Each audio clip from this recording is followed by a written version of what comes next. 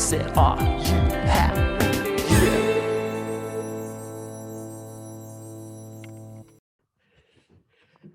Ow! Welcome to Yeah, but Are You Happy? Yeehaw! Raise and Rope Broncos 2021. I have lost my mind. Welcome to Yeah, but Are You Happy? The podcast about the intersection of comedy and mental health and creativity. I'm Lane Ingram, a therapist and comedy person. Hey, who are you? Oh my God. Thank you so much for asking, Lane. I'm Katie Stone. I am a comedian, a copywriter, and a person living with bipolar disorder. And some people say, well, what qualifies you to host this podcast? Just that you're crazy? And I say, no, actually. I host a podcast about mental health with my friend who's a therapist. And then I realized that like isn't an excuse to do it. It's a loop, It feels yeah. like a qualification now because we've been doing it for a couple of years. But anyway, it's so funny because we went live. We knew we were going live. Our tech did not trick us in any way. Thank you, Press and Pentecost, our tech. But we're both I decided to start a story. Yeah, we're both responsible 30 somethings. Lane owns a home now, and he was like, you want to know about this illegal thing that happened to me? And then we went live. So just so you know, I'm eagerly awaiting Wait. leaving. The illegal thing. What was the illegal thing? You had just gotten an illegal delivery. Oh, no. No, it was not an illegal delivery. It was our mutual our friend of the show, you might say, Chris McKeever, dropped off some cookies. Wait, they were just regular They were cookies? just regular. Yeah, they were just regular cookies. Lane, I thought you were saying you'd been delivered weed cookies. No. Okay, Lane is a fucking lame ass narc who just eats cookies from a friend who makes other kinds of cookies. See, I don't partake it. I honestly, those kinds of cookies hit me all wrong. Weed cookies fuck me up like crazy. That's not a good fit. No, he just he's a really good baker, and he'll bake a bunch of cookies at once and he'll distribute them to people. And so he surprised us one night a few weeks ago with cookies at our door, and it was funny because we just for the very first time ever got one of those doorbell cameras, and so we have video of Chris McKeever at nighttime leaving, and there's just something funny about seeing your friend on a doorbell camera dropping off cookies, where you could see the thought process. He was going to leave them in front of our door on the ground, and then he walked away, and then you can see him think about it, and then he's like, no, watching this happen. I'm gonna put it on the car. So he put it on our car. No, we actually saw it we saw it several days later because we're not very good at home security. So if someone broke into our house, we wouldn't notice for a few days. Don't say that. Don't say that on the air. See, that story would have been interesting, maybe, had there been weed cookies, but even then, probably not a great story. It would be funny if he just left on your car. Yeah. Where I live, it's legal. So let's just say we all live in California, where making your friend weed cookies is a regular gift. Just a brief fact on how distracted I'll be throughout the Zoom call. I'm actually using, I don't know if you guys know about Snap Camera. People in their 30s, especially, I'm talking to you. You can download a Snapchat extension for Zoom, and it enables you to use all of the current Snapchat features on your face. And I'm using one that makes my skin look smoother, but it also kind of makes me look like I have no nose. But at any time, you can change it, and you can just be a Snapchat. I currently, audio listeners, you can't tell, but I'm a sexy deer. Sexy deer is traditionally my favorite Snapchat filter. When they took it off of Instagram, I was really upset, but I am back. You can make yourself a little baby, and you can make other people uncomfortable by looking like a little baby. That's Snap Camera is the name of the app. You look like a baby. I put this on a work meeting in December when I found, oh my God, it looks so bad. I think that might actually just be the wine. But yeah, it makes you look like you're going to rip apart human flesh with those teeth. What is going on? You're a I just demon think baby.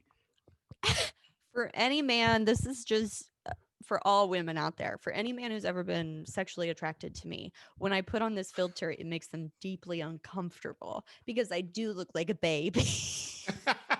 And I look like I have creepy as fucking teeth. Okay, I'm gonna put it back to normal. You know what? I'm just gonna put it on regular because also I'm using a ring light, so I look beautiful. Ooh, no, I'm gonna. Anyway, if you want to immediately increase your vanity in everything that you do, I recommend Snap Camera. But let's get to the real stuff, the good Oh, stuff. there we go. Something flashed in there. How Was that a towel on your head for a second? I don't know. It was I didn't even click on that. It was just like that was like a Oh. vestige of an old thing that the app did. People in the chat are excited that I think everyone will download Snap Camera. I'm so sorry if it's like selling your data to China and I'm advertising it. Sponsor us. No, yeah. Well, it's exciting to be back. This is our first episode since way before Christmas and New Year's and all that. So it's good to be back, and it's good to see the people in the chat. People seem to be excited. And people are excited. We're all excited to see our friends again. Hi, friends. We got the old gang is back. We got Tina, Jen, Clo Ingy. Wonder who that is. Was your wife? Valerie. Yeah. All the hits. All the hits. Who do you think Anything Live Comedy is? Like, that doesn't ring a bell. I don't know. I know that name. Announce yourself. Vesper Fires. I forgot who that is. I think I've seen Anything Live. Is it? Oh, it's Jer. Jeremy Moran? Hey, Jer. Oh, remember that was that institution show that happened. It was like an open mic for sketch and stuff. Oh, okay. Yeah, that's right. Gotcha. That was fun. I did my first show with Devin there. Nice. Anyway. Oh, okay. Today, in case you're listening in the future, for instance, or you logged on without knowing today's topic, last week, today we're recording on January 13th, 2021, which, if you're doing the math in your head, is 1 week after they certified the presidency and 1 week before Joe Biden becomes our president. So we are 1 week past attempted civil war. Today we voted on the articles of impeachment, and people's lives are turned upside down. So we are going to talk about that today. I want to first, we like to start this off just taking the temp of the room, of us. People immediately, we see that people are excited about the impeachment proceedings. I too am excited. Yeah. But Lane, just overall, I'm checking in. In, Lane. Sure. People keep telling us how you're feeling, but Lane, what's up with you? Hey, no, you did a great job of setting up what we're talking about today. Cause it's been a crazy week. Cause a week ago today, there was what appeared to be an attempted overthrow of our democracy, which historical times. It was a historic moment.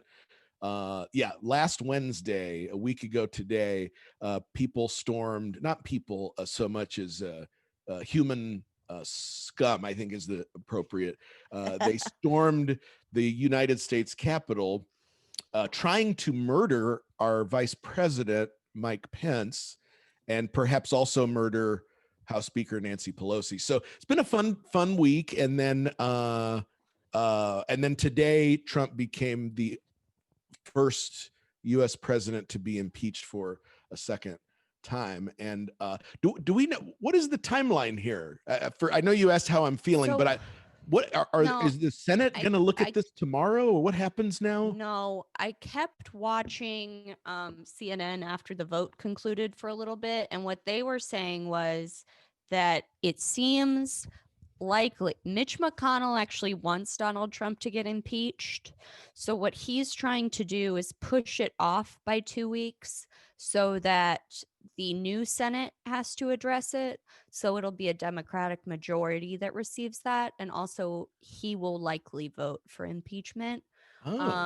So he didn't want to be the speaker. What CNN was concluding was that Mitch McConnell doesn't want to be the Senate majority leader when this goes to impeachment, so that there's not as much scrutiny on him voting to impeach. That's what CNN says, but all news outlets today reported that Mitch McConnell is in favor of impeachment. So, including Fox News. I check Fox News compulsively. Yeah, I've been looking at them from time to time. Just great stuff. You know what I can do? Look at this.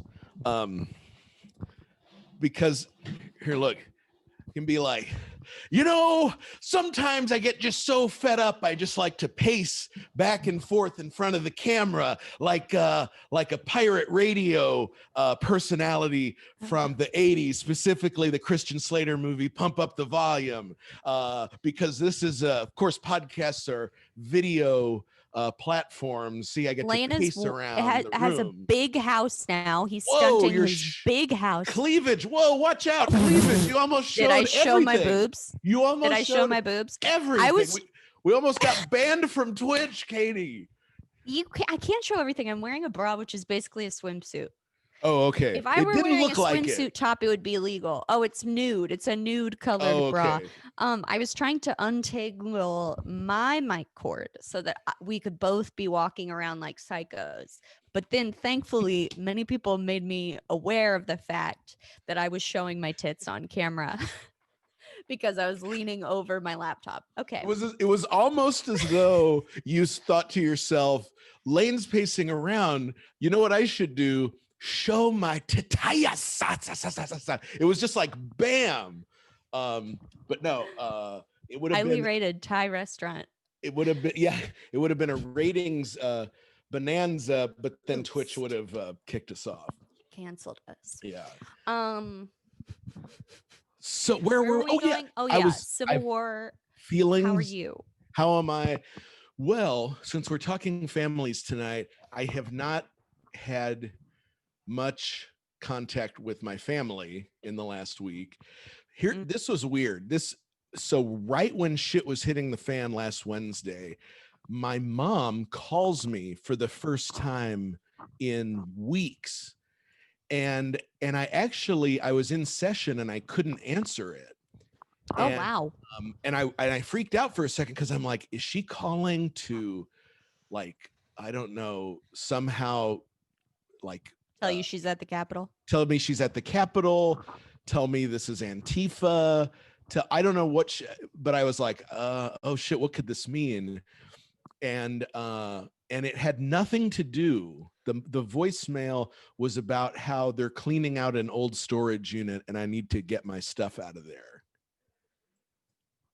And it's just like, the world is crumbling because of your comrades, your brothers in arms. And that's what, okay. So the news was breaking at that moment. Yeah. Everyone's talking about it. I get a voicemail from my mom and it's, hey, we're cleaning out this old storage unit. You need to move all your stuff out of it, within the next 2 weeks. Keep in mind, the storage unit is 250 miles away from where I live. And the clock is ticking. I now have 1 week to get, anyway, just fun stuff. But no fresh contact with them about politics. But in general, been feeling a little wonky. I have not felt able to get into the swing of things with work. I am still, I feel like I'm stuck or something. Maybe it's the news of last week. I don't know, but I just have not felt, I felt out of sorts ever since we got back to work after New Year's. And so I don't know, man. I don't know what to do, but I'm excited to talk about it with you and our friends on the chat. But yeah, what do you how are you feeling? I'm okay. Yeah, it's weird. I mean, I think you're not the only person I know who's had strange relations with their families. So my heart goes out to people who are in that situation. I think I'm frustrated. Also, I just feel like I'm seeing the same news story over and over again, and it feels like something should budge, but it doesn't. Like, even today, it was like we knew the House was going to vote for impeachment, and now we don't even know what the results of that are going to be for a couple. Anyway, Yeah. also, I'm going to give my mental health update does okay, it requires me being gross and sharing about my body briefly. So if you don't like to hear about women pooping, skip ahead a minute or just la la la la la, because I'm going to tell you now. I've had diarrhea since Saturday. And it's one Oh. of those things where it's like not just like when I have to poop it's there, but like the minute I eat, I can feel it's horrible. And so I haven't really been eating and I've been really distracted at work. Like today I was kind of on a roll like 5 different times and then I have to go to the bathroom so often. Anyway, I'm really hoping I have COVID because otherwise I'm worried I have like IBS or something cuz my doctor had already given me a referral to go ask somebody if I have IBS and I'm doing that on Friday. So our tech just said bad timing back in 10. I try. It's okay, Preston. It's fine. Uh, but anyway, that's been frustrating because I feel like I'm taking a while to reuptake on work from Christmas, and then obviously no one last Wednesday. Certain Slack channels at my work, so we're all talking about how we were not fucking working because you couldn't turn off CNN if your life depended on it. And then now I have to poop all the time. And so I just feel like someone said such a shitty week. That's funny. But I just feel like I haven't gotten anything done. And the thing about that I love and hate about advertising is you have a partner and you guys are always codependent. Like our work hangs together. It's one of my favorite things because I'm held accountable and I hate being alone. I hate being lonely at work. I had lonely jobs for so long, but now I feel kind of shitty because I feel like I'm letting my partner down a little bit when I'm unfocused. So I see. I didn't realize that advertising worked in on the buddy system. You have a yeah, partner up.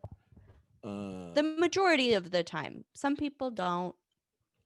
Or if you have a really small team, you usually just work together. But at a bigger agency, there's an art person and a writing person who work together, and I'm the writing person. Gotcha. Well, I am sorry to hear about those digestive issues. Thank you. Thank you. Tell Noah about the flood, because when I start talking about digestive issues, I like to pace around the room because I have a lot of digestive issues and I don't like it. I use I'll tell you my favorite. Lana's still not sat down. If you're listening, go ahead, Lane. Sorry. I've still not sat down. Now I'm sitting.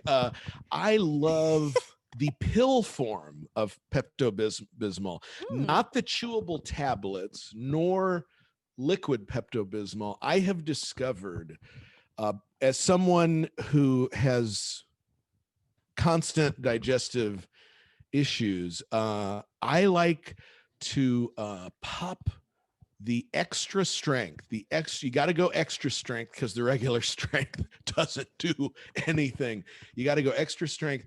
The swallowable pills, and you pop 1 or 2 of those bad boys. Helps a lot. But no, Chloe, can I tell them about Chloe? She's addressed in the chat that we are linked. Chloe has IBS. I turned off my microphone to go, Chloe, can I tell him you have IBS? She goes, oh yeah. That's all. We we have multiple friends in the ColdTowne Theater community who have IBS, and all talk about it openly. This is the thing about being a comedian. You know about other people's mental illnesses, poop illnesses, anything that society thinks you should be ashamed of. Comedians wears a badge of honor, and I respect that. I might check if I on Friday find out I have it. I might check in with Chloe about diet, because today I was researching, because I haven't been eating, and I was researching what I could eat. I was like, don't eat vegetables, don't eat cheese, don't eat bread, and then like I don't eat meat. So it was like, eat chicken, lean chicken or salmon. And I was like, I don't eat those things, but I guess I will. So I did get a sushi bowl. But then, okay, I didn't read the ingredients on the sushi clearly enough. I got it home. First of all, it had spicy sauce in it. It did not look like it had spicy sauce. It was not labeled spicy. And then it had sorbitol in it. Do you know what sorbitol is? I do not. Sounds bad. It's a natural artificial sweetener. It processes slower than sugar. So it is a good sugar substitute if you're not afraid of the fact that it has severe laxative effects. It's actually what's in prunes, and it's of the same derivative they make Miralax out of. And I was like, how did this end up in my fucking sushi? Like, I got sushi and it has laxative sugars in it. This is a surprise. I don't think, I mean, I should not be surprised, but I was crazy. Like, it was from the deli. I always think the fresh made stuff at the grocery store is like fresh. Sure. But no, this was poop sushi. Fucking shit. Literally. Oh, it's the ginger, someone said. I didn't eat the ginger, so maybe I didn't have it. That's crazy. No, I once was popping cough drops when I had a cough at the time, and they just happened to be the sugar-free cough drops, and maybe it fucked up my stomach so bad. I don't even like to look at sugar-free cough drops anymore. It was bad news. I bet money that's it, because it's what's in Werther's Originals. It's actually in all the candies that old people eat. Like if you think about like sugar-free Werther's Originals or those like strawberry things, and it's because they can't poop. So they like it. They like it. Chloe and I have a term for when you eat spicy food and then it hurts on the way out. We call it scorch anus, which we shorten to scanus. Scorch. It's a portmanteau of scorch and anus. Scanus. If it sounds good, it feels good to say. You might want to just start saying. Yeah. I'll tell Sanjay about it. This is why Sanjay and I talk all the time. Like being trapped in quarantine with another person. I mean, it happens regardless of whether or not you're in quarantine. But when we have to talk to other people again, there's so many terms that we've made up in this house since March that I'm gonna have to explain to people. Yeah, I want to know about them. What are they? I'm trying to think. What if they come to me while we're talking? You know, it's one of those things where it's like it's so ingrained now. No worries. Yeah. We have a lot of dumb words in this house. Something I was about to say, and then someone typed in the chat, so I was like, now I have to say it, is speaking of sorbitol and sugar-free candies, if you ever read the reviews for sugar-free gummy bears on Amazon, it went viral a few years ago. You might have seen it already, but it's so fucking fun. There's like these giant ass bags you can buy, and they make you shit immediately. And the reviews are very unhappy because some people don't realize, and they eat like the whole thing. And what it does is it pushes water to your colon. I have had this explained to me because actually for a while I was eating them every day because antidepressants make you constipated. But it pushes the water to your colon so that it immediately makes you feel like it like makes you poop because it's like. Yeah.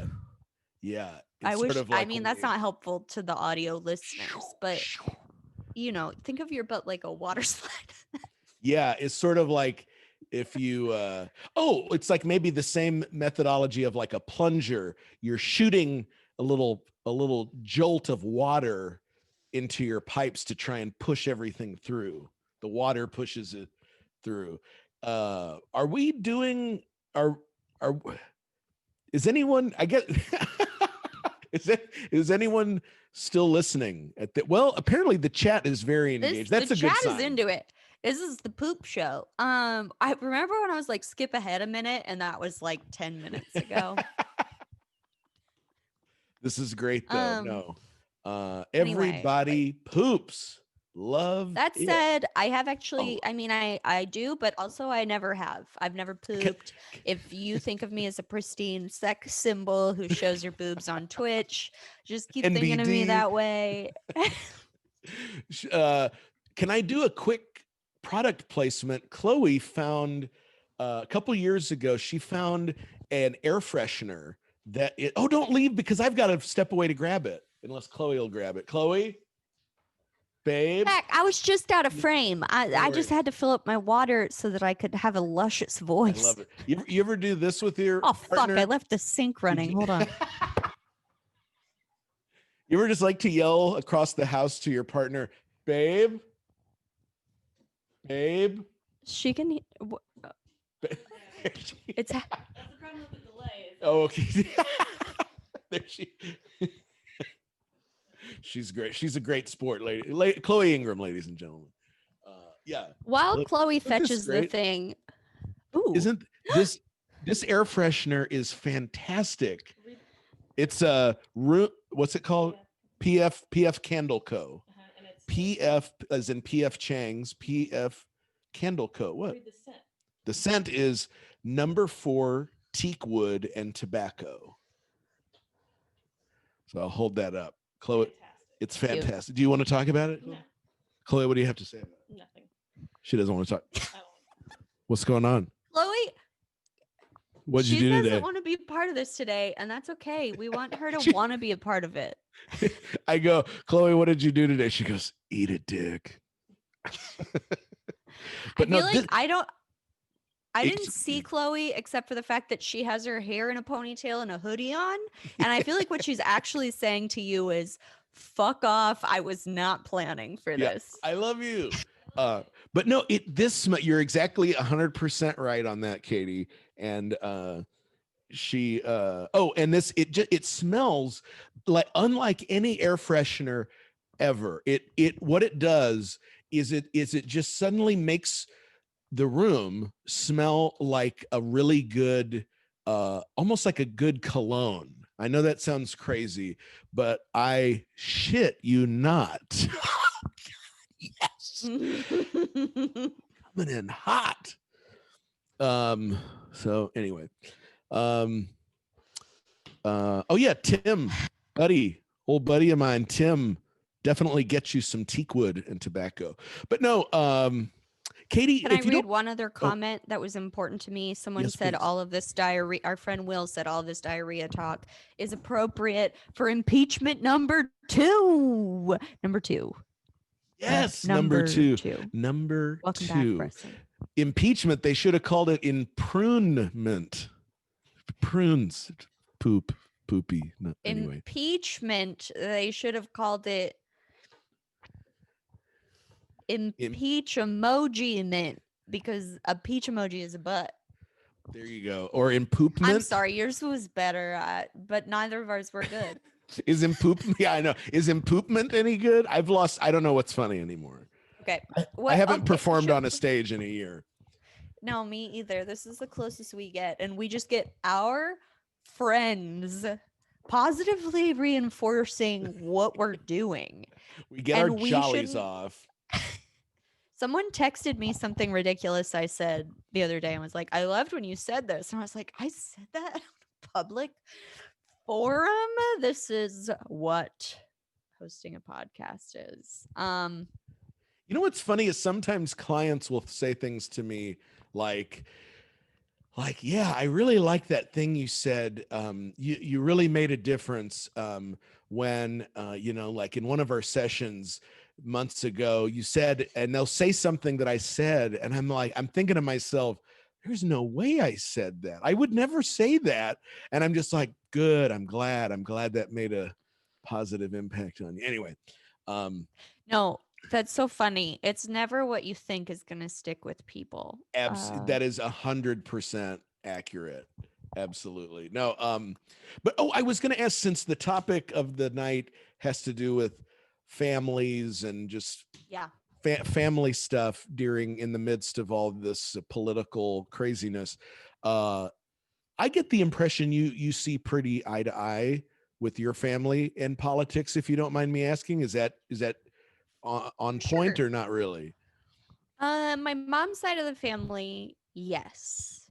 My dad's side, well, I don't know my dad's side because of the Mormonism, but my dad voted for Joe Biden.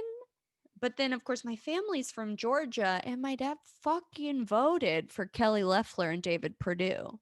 So, not crazy far right, but also, I mean, Kelly Loeffler fucking voted against the popular vote. Or well, no, she took it back. She planned to vote against democracy, but then she was almost murdered, so she took it back.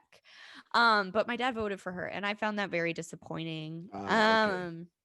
But obviously not as big a like he just doesn't really believe in the rights of like but he doesn't want them to like die, it's like it's just like it's like subtle. It's Yeah, more subtle. subtle. Yeah, yeah. Sorry. No, yeah, that No, makes but sense. I do have it lucky in a lot of ways. In that even my grandpa, my grandpa like led civil rights protests in the 60s because he was a preacher.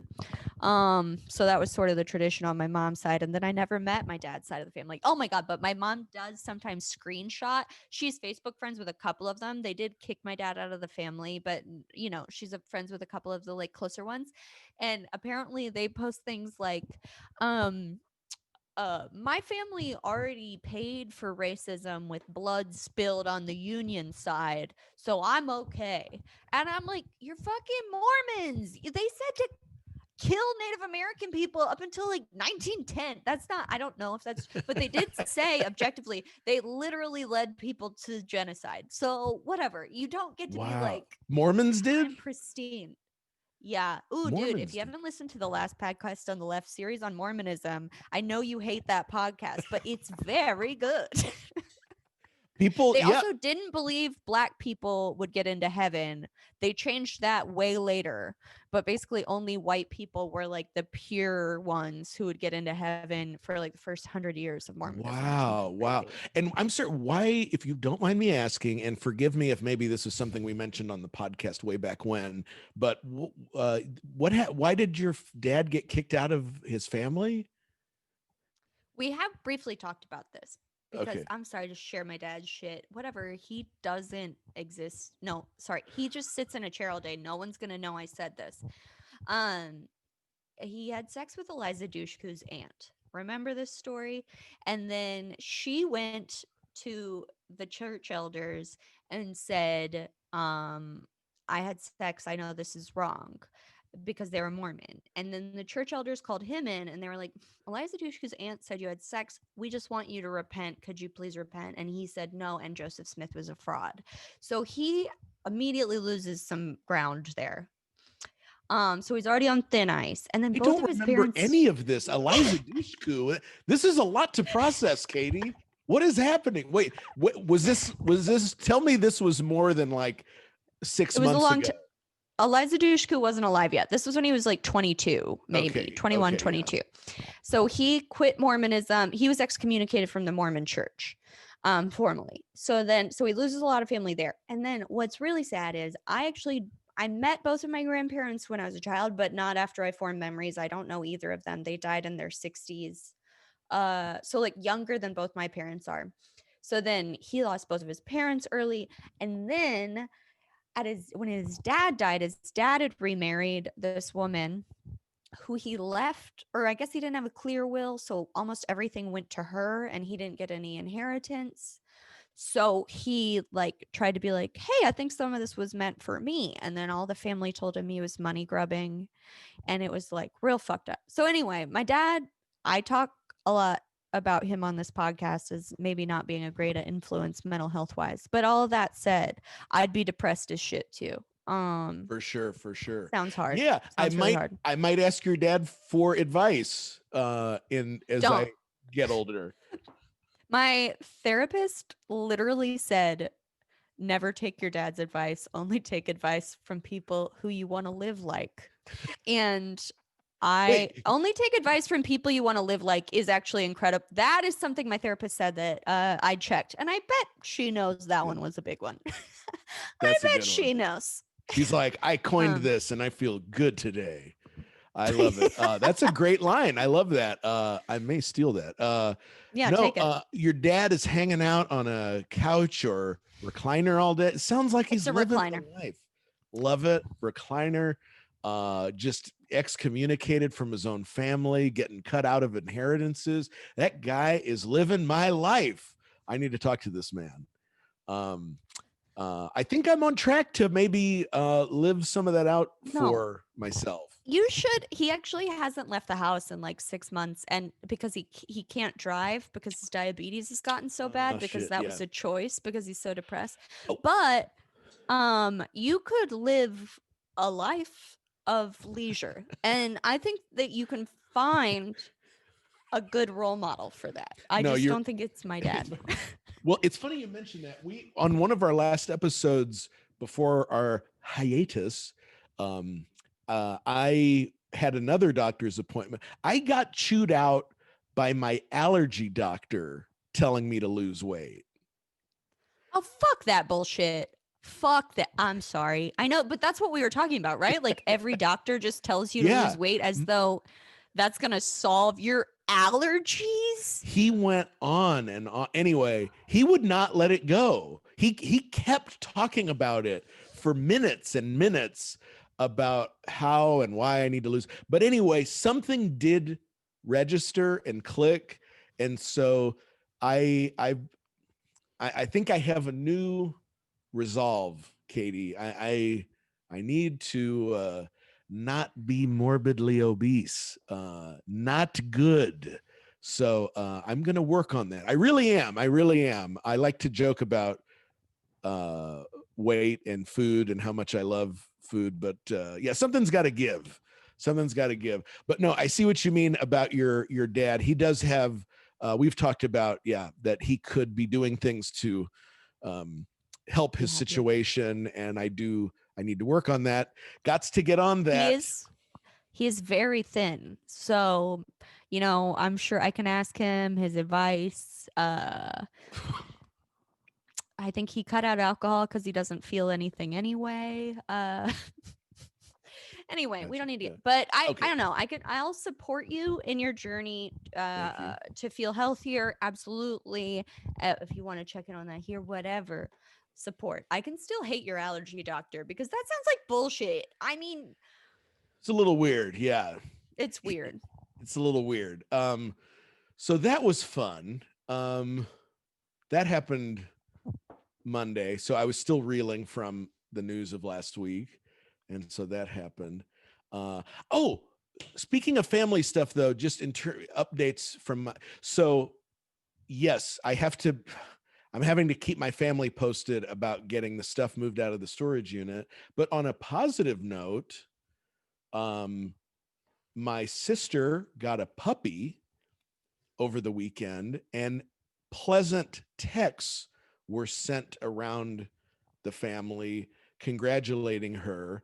And for a brief moment, it felt like I am not being disowned by them. So who knows? It would be nice to, but can I just say this, since this episode this is on top. This is what you want to know. Please. This past Christmas, I sent Christmas cards and a gift card to my mom, my dad, my sister, and brother-in-law, and they sent us nothing. They didn't send us a Christmas card. They didn't call us. I texted them, and I called my mother and my father on Christmas Eve, and we wished them a Merry Christmas, but they did not take any initiative. Like there was no follow up after that initiated by them. But the first and only Christmas where they just sent us nothing. My grandmother, who lives with them, my grandmother lives with I sent my grandmother loves lottery tickets. She loves scratch offs. So we sent her a whole bunch of scratch offs and a Christmas card. And she sent us a Christmas card and a check. She's nice. It's funny. I think we just the exact amount of money we spent on the scratchers is the amount. Anyway, we're just trading that. Yeah. That's what gifts are. Yeah. We're just trading that money back. Anyway, but it's fun. It's fun. It's the gesture. It was just the thought. It was very nice. Anyway, but it was a weird deal. It was weird. And then it creates this tension where I know they're just wanting me to get butthurt over it and confront them on it. And then that gives them an excuse to scream at me over something that they perceived that I've done wrong. But so instead, and I'm not saying this is that there's a right or wrong way to do this, but I'm just, in my mind, I'm not taking the bait. And it's like, I'm not going to let you off the hook. Because see, had I not sent them a Christmas card, then that in their minds would justify everything that they're doing to me. But it's sort of like, I'm not going to let you write me off, is kind of what I'm saying to them. I'm saying to them, I'm not going to allow, you think it might be easy to somehow disown me, but I'm not going to allow you to stab me in the back. I'm going to make you do it to my face, if that makes sense. Yeah. Yeah. So just good times. No, I think this is exactly, thank you for sharing that, because I don't know, I think this is happening to a lot of people right now. And all the spaces I've seen this stuff shared in were private.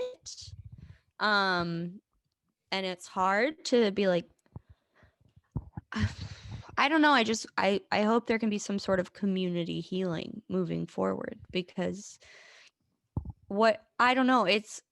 I'm trying to think of the questions I want to ask you that can be helpful in a more universal way. For sure. But I don't know. Sorry, what were you saying? I was just going to say, I can, Tony, hi, Tony. Tony asked me a question a little bit earlier that I'm kind of just now circling back around to, but he asked, have my parents kind of gone back on anything that apologized or jumped off the Trump bandwagon? And I don't know the answer to that. I really don't, because at this point, I just don't even want to open up that Pandora's box anymore. And so they haven't volunteered anything to me. I haven't said anything to them. And I do hope that things, I hope none of us die in the next couple of weeks here. I hope that they're in their 70s now. I have a grandmother who's 96 and still alive. I hope they live long enough to where we can grow out of whatever this phase that we're stuck in right now. Yes. Yeah. Yes. So there's that. It feels like it's one of 1 million thing. The idea, I don't know, there's just so much national healing yes, that has to take place. And also, I don't know, I just keep thinking about a reorganization of what is legal to put on the news. Yeah.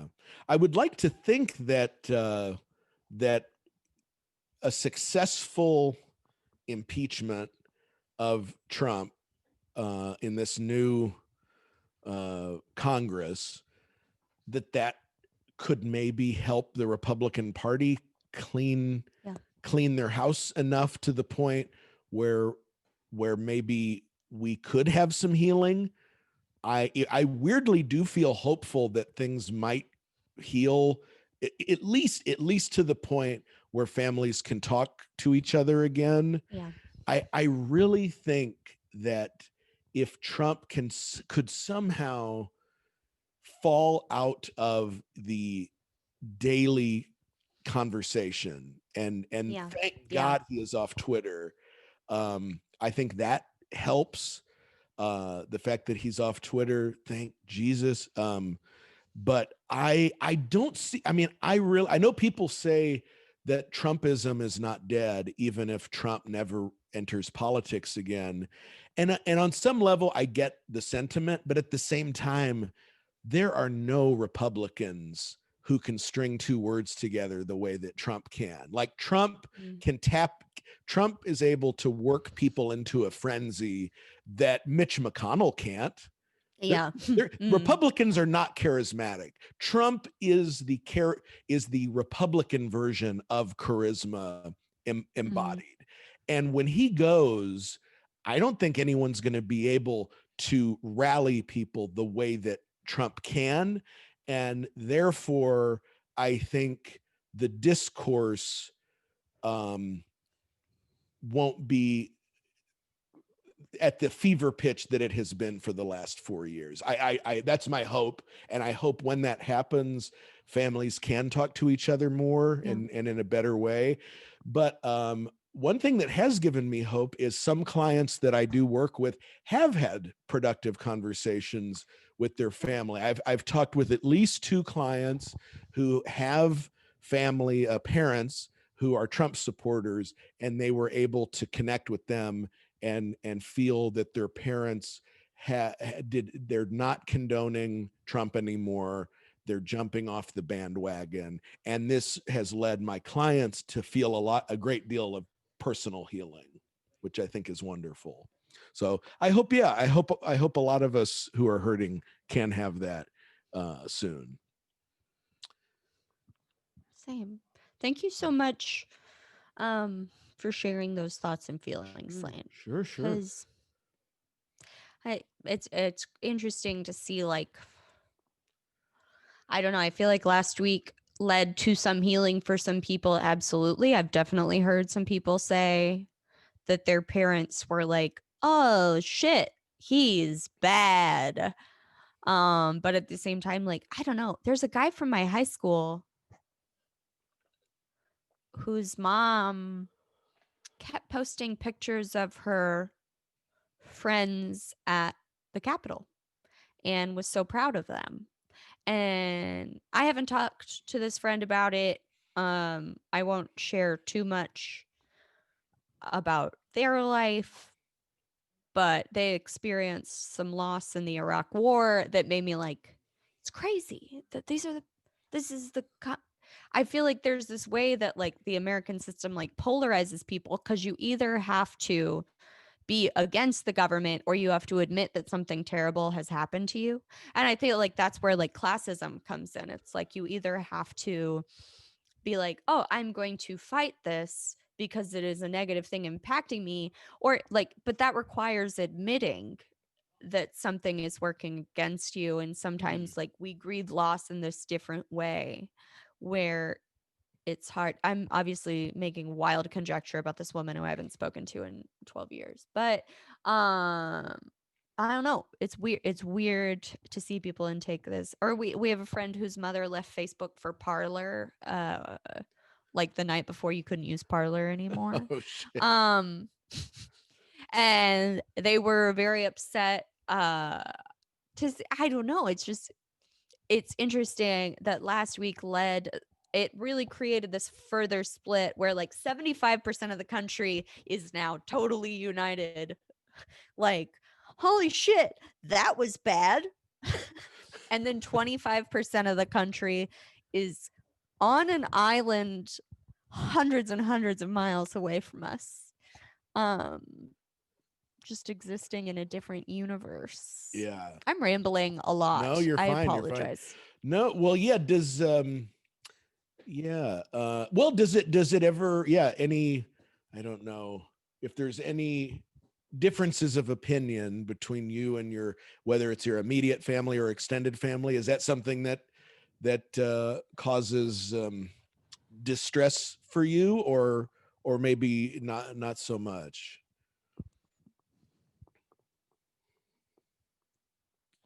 I'm trying to think. I mean,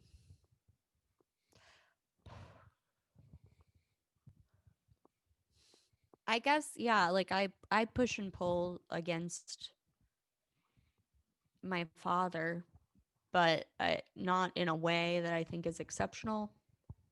Um, but I don't know. I guess I was trying to think about, like, I don't know. We talk about the way that this is connected. I when we were talking about like the thesis statement for the podcast, I was trying to think about the ways in which this is connected to creativity or the way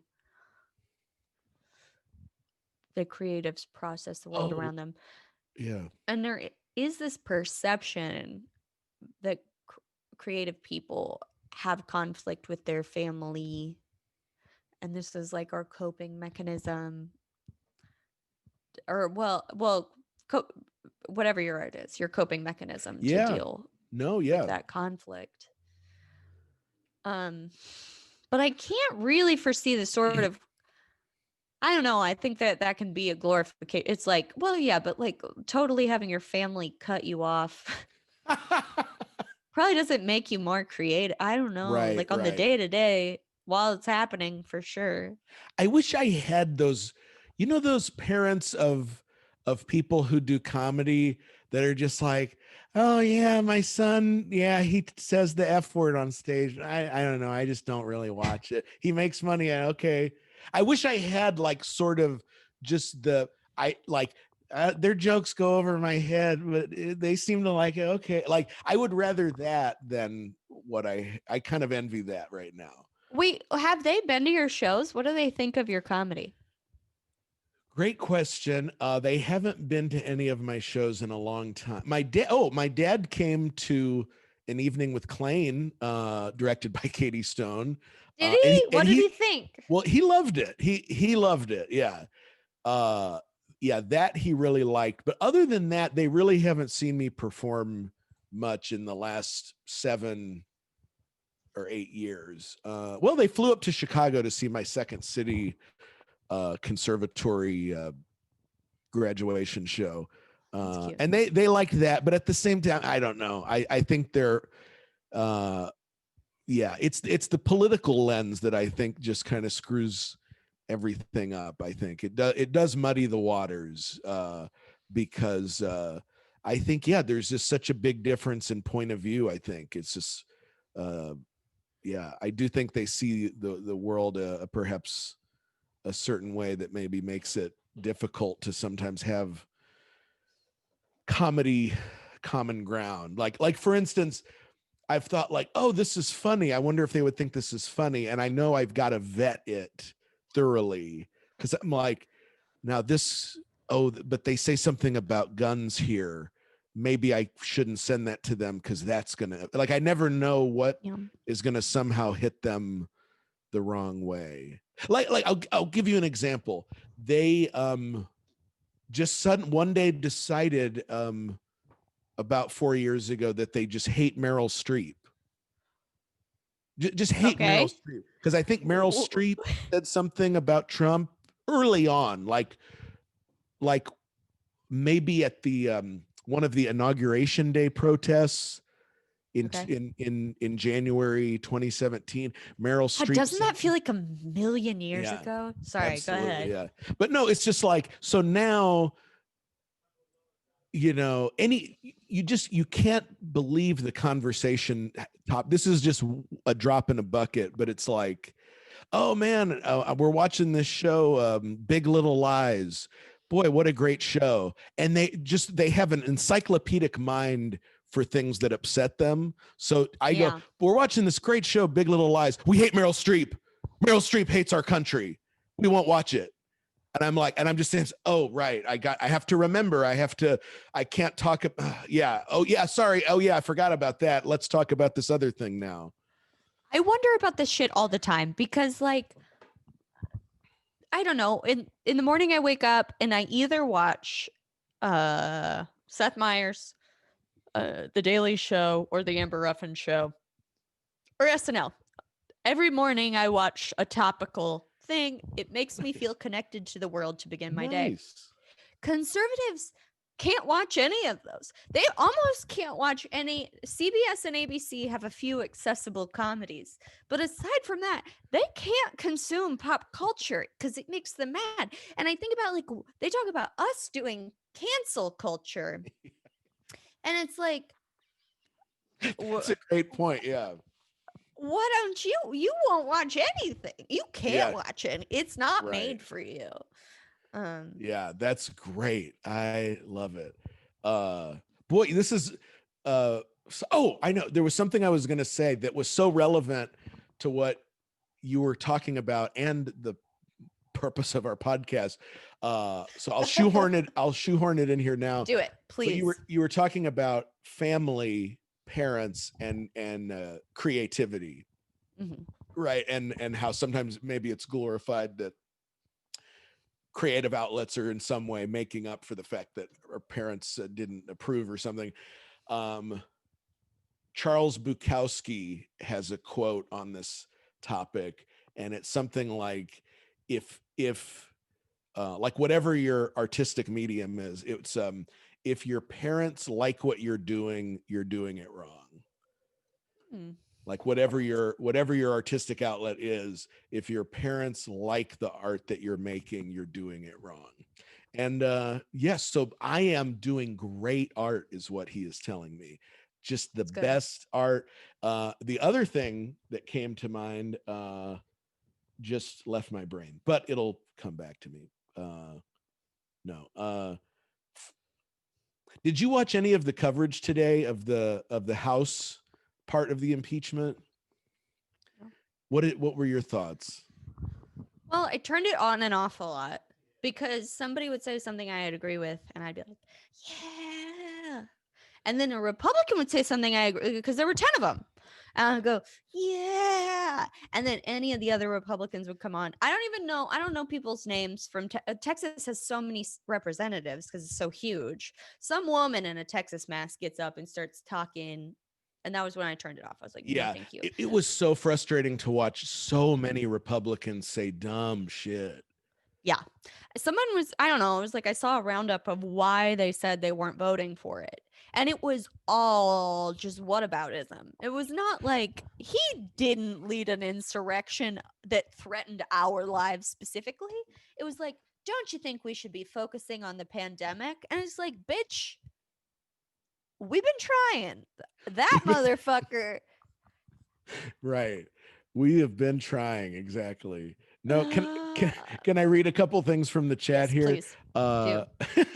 Will wrote, your comedy is not making them angry. It's making them uncomfortable. And that makes them angry. And that's, say it with me, not my problem. That is wonderful. Thank you for that, Will. And then a couple people, one person, maybe I don't want to out them, but one person wrote, the worst part is when my parents just aren't smart enough to know why they are wrong. I get that. Yeah. Let's see. My aunt keeps trying to pull my mom into the right-wing echo chamber. Oh no, help them. But my sister and I are hard left and keep pulling her back to reality. Wonderful. Well, that has a happy ending. That's awesome. Will again wrote, most of the conservative family in my Facebook feed have been radio silent since last Wednesday. That figures. I think a lot of us can relate to that. I've heard a lot of that. Yeah. One cousin was like, hey, let's all read the Bible and turn off the news. That is great. Let's see. Yep. One person wrote, I hope we can move in a new direction, but I also think something's been planted that will be hard to kill completely. Yeah. I'm sorry, I did pee while Lane was reading, but let's all read the Bible and turn off the news is so funny. Sorry that I didn't laugh. Know that I Yeah. laughed on the toilet. Yeah. Oh, and thank you, Tina. I knew I wanted to circle back around to somebody and thank them. And it was Tina wrote some very kind things that I'm so sorry your family really sucks right now. Oh, and she told me good job, Lane. That was nice to see. Thank you for that. But yeah, I guess I'm not seeing anyone say that they're having I guess I'll put it out there to the chat. This perhaps goes without saying, but if anyone has had any problems with their families over politics here recently, or maybe the opposite, maybe you're having some healing, feel free to share in the chat and we could reference it on the pod if you want. But yeah. What I do appreciate, Lane, I feel like over time you've become slightly more comfortable sharing this stuff. I think people who don't watch live actually didn't get to hear the first couple of things you said about it because we chose to cut them out because it is such a deeply personal thing. Oh, right. And I really want to thank you for sharing. I know it can complicate things, and so I think a lot of people are sort of suffering in silence with this stuff. And this is kind of an example. Like not everyone is going through it, so you kind of just have to like put out feelers to see who you can talk with about it. Right. And it's I don't know. I don't want to paint with a broad brush. I think we have talked a lot about your family, and I think families just come up when you're talking about mental health stuff, and I can see so much of what you do love about your family and the way you talk about them. But oh fuck, why did I say that? Oh no. That's okay. Oh, no, my Well, ADD brain took it away from me. well, while you're getting that, I'll just say, yeah, I always have felt really close to my family for a long time, and they're part of what has made this so difficult is we have been close in the past, and their opinion has meant a lot to me. And I've always admired the people who could say things like, oh yeah, I don't really care what my parents think, or I don't care what anyone thinks. I'm like, oh, that's great. Good for them. But yeah, it's sort of, I feel like one of the things with my family, there's sort of an all or nothing thing where it's like, I don't know, maybe it's having a Mexican mother or something. There is no real like, I do what I want and my mom just has to deal with it. It's like, oh, that means like you're out of the family. There's not really an in between. You're either kind of under, yeah. Anyway, yeah, it's a complicated deal. It has felt sort of like an all or nothing thing, and that about whenever it was 6-7 months ago, something just snapped, like just the bam. It's just like we were good, and then we're absolutely not good at all. And so yeah, not bueno. But no, thank you for those kind words, Katie. Yeah, that was nice of you. And yeah, hopefully things will get better. Yeah. Crazy. Glad to have friends. This is where the other parts of one's support system means a lot. So thank you, Katie, and the people in the chat. That was why I remember now. That was why I brought it up. I knew if I kept rambling, something would jog your memory. Bam. Well, I think that I do retain hope that all of this, whether or not it gets resolved or if it just eventually fades into the background of people's stories with their families, I'm hopeful that it's not permanent. But that said, I do think that and I keep reading that for millennials, the concept of found family is increasingly important, and I think it's both from like a parting with your parents perspective and the fact that so many of us are choosing not to have children. So found family also becomes important as you get older and you have health issues and stuff. Mm-hmm. So I don't know, I think I just hope for anybody that's going through this that you can rely on your found family, which is really just friendships. I don't know. Yeah. Found family is good. No, I never quite felt found family oomphness until being in Austin. Especially these we've been in Austin, God, over 6 years now. But these last few years, like, cause you and I became friends in like 2016, 2017, I think. Maybe 2017 really was when we I became. think we got close in 2017. I think 2017 we got to be not just acquaintances, but like friends. So like these last maybe 4 years, especially, have been just awesome. The people here, the community, and all of the wonderful people in the comedy world here. That's been really nice. Without that, I don't know what this would be really bad. But yeah, trying to think if there's anything. My uncle sent me a gift card to Chili's, so that was good for Christmas. So he's good. We're tight. You know, I don't know if I've mentioned. No, what's that? You can't wait to go to Chili's? Are they doing margarita? Can you get I like the one that's a firecracker margarita. So it's strawberry and then lemonade and then blue raspberry. Can you get them in a to-go cup? Can you use that gift card to get a to-go cup margarita? Yeah. And if so, does it come in a clear glass so you can appreciate the artistry? That's a great idea. I could go and just get a $25 because they're probably not cheap. I would imagine the really big flavored margarita. They're 8 to 12 because it's still Chili's. Yeah. Okay, cool. No, well, I was just going to say, it's funny that in my extended family, I think everyone is still Facebook friends with me and likes a lot. I get a lot of likes from like my aunts and uncles and stuff, my mom's cousins and whatnot. They're all still Democrats. It's crazy. Yeah. I get laugh reacts from the extended fam. It's good. It's interesting the level to which I don't know. There's there's so many different factions of people who have become part of this Trump cult.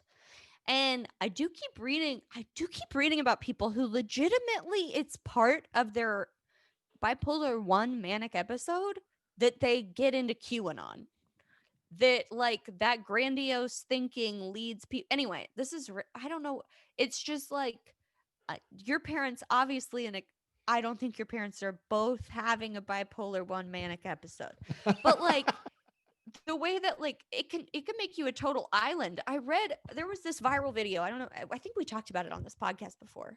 This viral video of a woman going into a Target and knocking all of the masks off the shelf and screaming like, "You can't make me wear a mask. These are evil. This is the oppressor." Blah.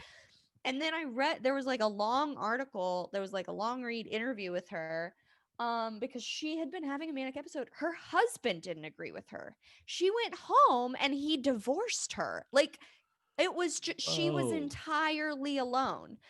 And then she was trying to rebuild her life. And I did find her quite sympathetic in the article. I know that we're not, but like, it's one of those things where it's like, yeah, this woman really needed to believe in a higher power. And QAnon came up at that moment. Yeah. This is a tangent. I took it too far from what we were talking about. What are you talking about? Something in my brain. I'm over here talking about Charles Bukowski. Help me out.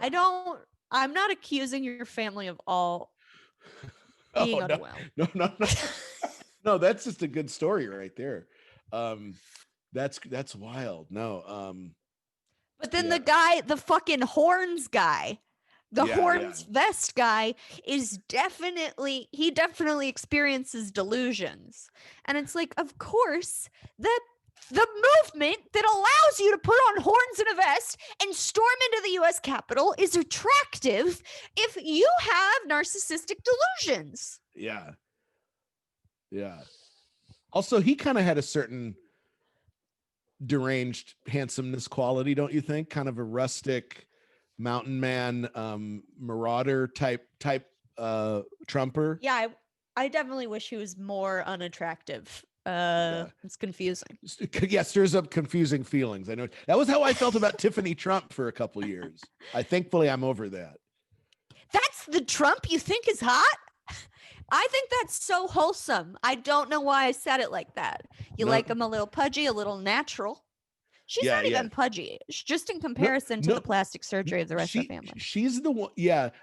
Especially if you go back a few years, I think she has gotten a lot of plastic surgery recently. But if you back up 4 years, she looked kind of like she had a sexiness. I'm sorry, I had to say it.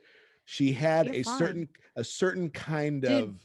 of I don't know, a swagger. She's a cutie. Yeah. Yeah. And I really thought she seems, this is me projecting, I thought she was just there for the money. I thought she is going to break away from the family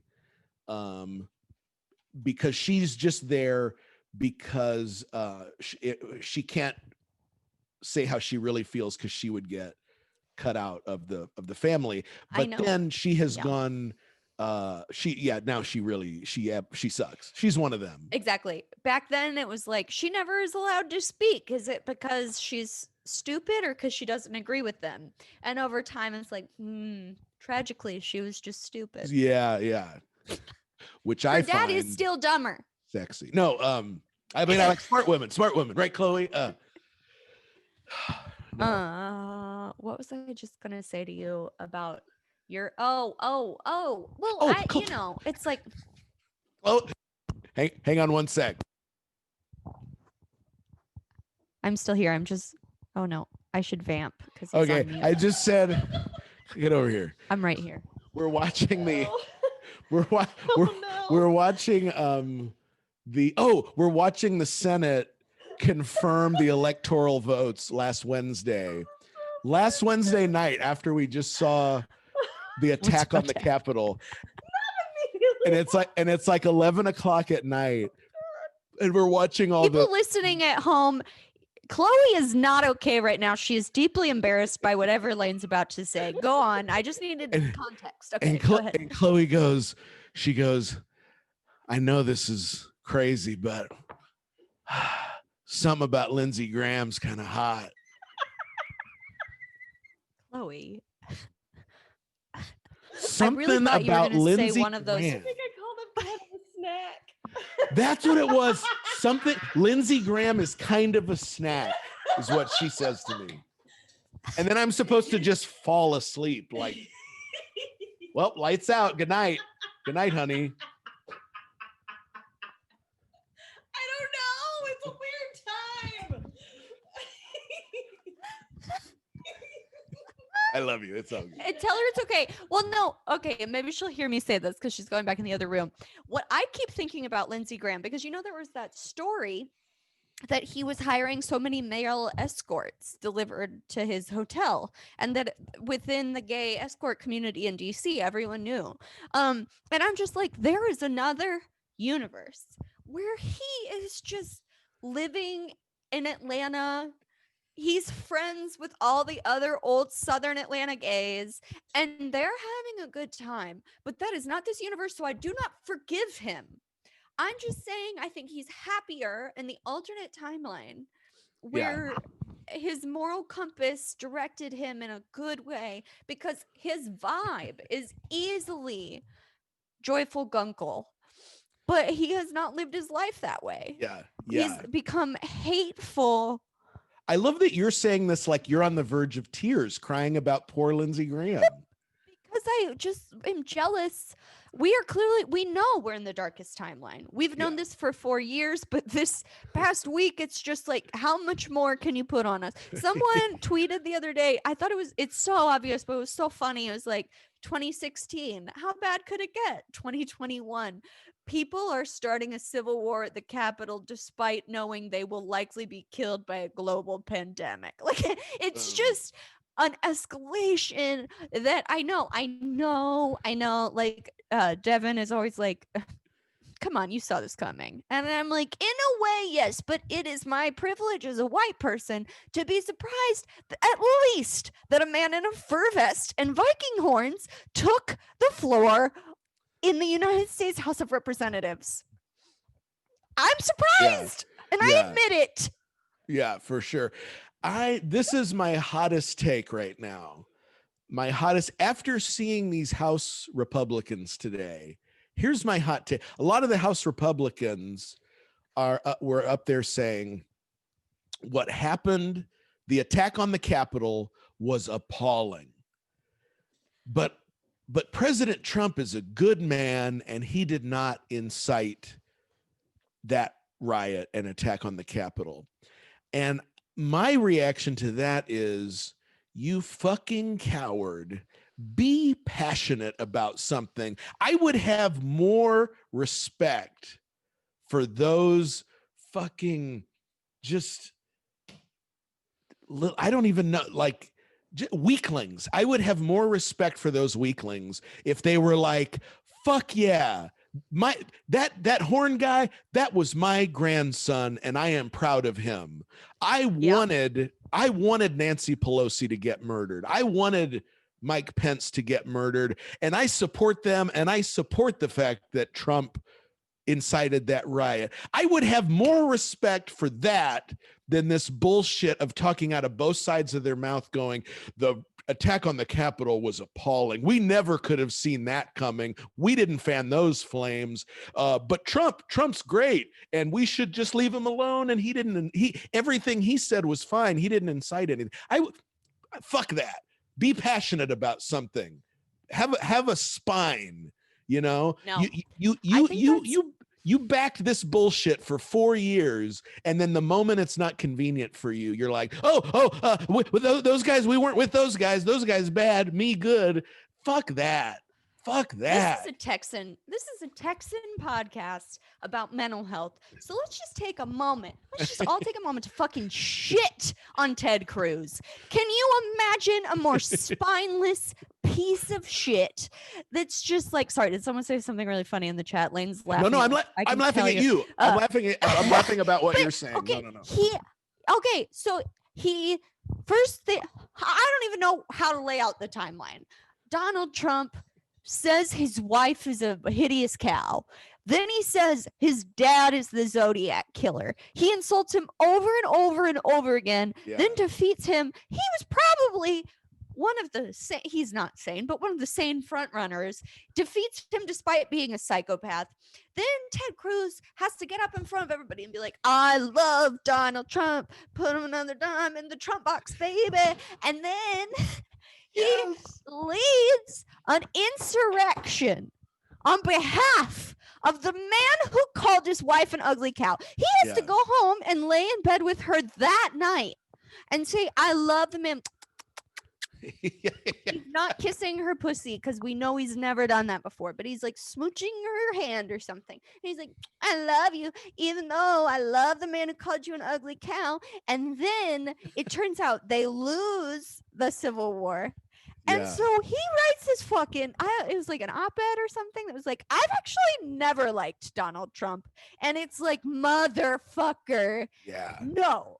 You do not get to lead a civil war on behalf of a person and then say you don't like them. You are a piece of spineless jellyfish, but jellyfish have tentacles and stingers. You are a lump of mud. This is great. That was bravo. Thank you. I hope other people are contributing at home, saying their own angry Ted Cruz. Somebody posted something today. It was a picture of 9 things. It was like Bluebell, Whataburger, HEB, Ted Cruz, Greg Abbott, another guy I don't even fucking remember. And then more like breakfast tacos and all this shit. And it was like you have to get rid of 3. And someone said they would get rid of Bluebell ice cream, which was an affront to me because yesterday I went on a spiel to Sanjay because you can't get Bluebell in California. Right. And Bluebell, for those of you who don't live in Texas, or I mean, they have it in Georgia, so it must be the whole South. It's $2.99 a pint, if that. They have incredible flavors. For instance, Butter Crunch. If you're not a Butter Crunch fan, you need to try it. Butter Crunch is great. And then it's literally half the sugar of Ben and Jerry's. Avi, Ben and Jerry's, they get top ice cream rankings, but They're great, Bluebell, yeah. half the price, half the sugar. And someone said they'd remove Bluebell. Excuse me, Bluebell is better than Ted Cruz. And if you think Ted Cruz is better than Bluebell, you can literally kill yourself. Yes.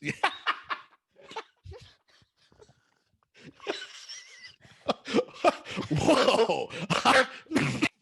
You said you wanted hot takes, you got them.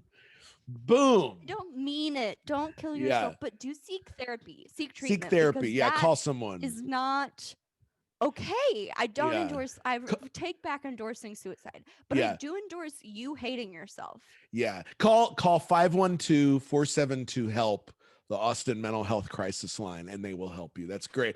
No, that is, well, I think about Inglourious Bastards. I know we're coming up on the end of the show. What you said, nothing can top what you just said, Katie. Your spiel right now. We should go out on that. That's wonderful. All I was gonna say is just Inglourious Bastards, the way they carve that swastika into the Nazis' foreheads, because they're like, no, you get to own this now. You wanted to be a Nazi. You don't get to just pretend you're not a Nazi after today. You get to be, if you're so proud to be a Nazi, like, show everyone. And that's how I feel about these Republicans right now. It's like, no. You don't get to just walk away from this. Show us how strong you are by telling us just how much you wanted to overthrow your own government. My spiel wasn't as good as yours. I don't even know why I attempted. I agree. Carve it into their heads. They're never allowed again. I don't know what they're not allowed, but most things. I will say, I want to take a step back real quick and say Bluebell is not the official ice cream of this podcast. The official ice cream of this podcast continues to be Sweet Ritual vegan ice creams located off Airport Boulevard. That's the best ice cream. But Love it. And then Ben and Jerry's, they do good things. But Bluebell is a Texas treasure. I'm upset. When we lived in Chicago, Bluebell, we definitely fetishized Bluebell because you couldn't get it up there. And we had a fellow Texan up there, and they had a sister ship them, like freezer ship them 4 gallons of Bluebell, and we pigged out on They've invited us over to have a Bluebell party.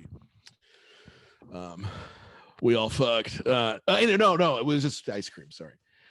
Fucked the ice cream. Yeah. Bluebell party sounds like something that should be said. Want to come over for a Bluebell party? Anyway, we should stop. It's an orgy that you take photos of in the springtime. Does it have to do with bluebonnets? Oh, you have to go. Right. They're called bluebonnets. You have to have an orgy in a field in between the 2 sides of I-35. You have to go into like the grassy median and fuck. A bluebonnet orgy. Why am I trying to? Hey, Katie, hey, Lane, this has been a great time. What a good time. Thank you. You're wonderful. You too. Next time we convene, it will be Inauguration Day. So hopefully, I don't know, it feels like we've been talking about politics and stuff a lot. Hopefully one day we'll go back to talking about like, I feel creatively stunted when I have diarrhea for a week. But next week we'll probably talk about something related to this. We'll try and tie it back to the thesis of the podcast, like creativity and mental health, and Joe Biden being president. Oh, and Kamala Harris being vice president of the United States. Yes, I like that. I just thought of something, but I'll save it for now. But yeah, we have topics. Hey, don't you write it down. Nobody worry. We're gonna. Yeah, but are you happy? He's coming in hot. 2021. Thank you so much for listening and being in the chat. Everyone in the chat, y'all are awesome. And keep watching on Twitch Wednesdays at 8 p.m. Thank you so much on the ColdTowne TV Twitch stream. I've been Lane Ingram in Austin. And I'm Katie Stone in Los Angeles. And we miss you. Thank you to our tech Preston. Oh, Preston Pentecost. Thank you, Preston. When Joe Biden is president. Yay.